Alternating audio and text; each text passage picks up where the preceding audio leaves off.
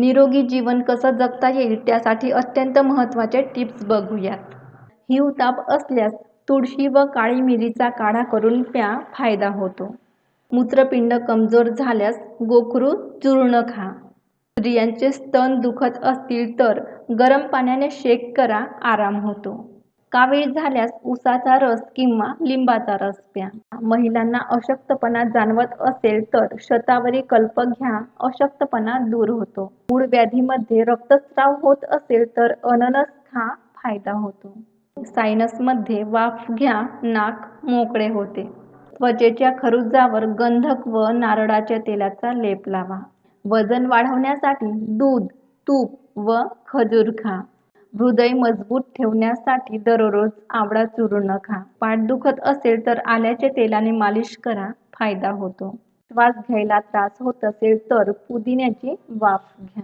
भूक कमी लागत असेल तर पाण्यामध्ये काळे मीठ आणि लिंबू टाकून प्या, फायदा होतो. तुम्हाला मानसिक तणाव आहे तर मग श्वसन प्राणायाम करा, खूप फायदा होतो. तुमचा घसा बसला असेल तर गुळवेलचा काढा प्या. तुमची त्वचा कोरडी पडली असेल तर चेहऱ्यावर कोरफडीचा गर लावा.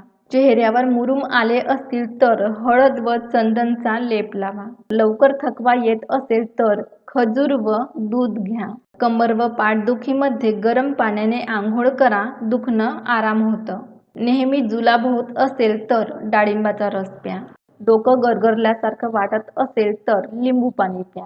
स्मरणशक्ती मजबूत करण्यासाठी ब्राह्मी रस उपयुक्त आहे. ॲनिमिया असेल तर डाळिंबाचा रस घ्या.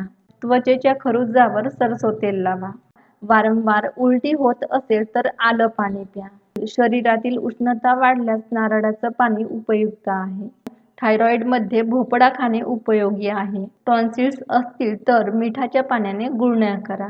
डोकं दुखत असेल तर आल्याचा लेप कपाळावर लावा. असेच घरगुती उपाय बघण्यासाठी आपल्या चॅनलला सबस्क्राईब करा आणि हो, व्हिडिओ शेवटपर्यंत बघितल्याबद्दल मनापासून थँक यू.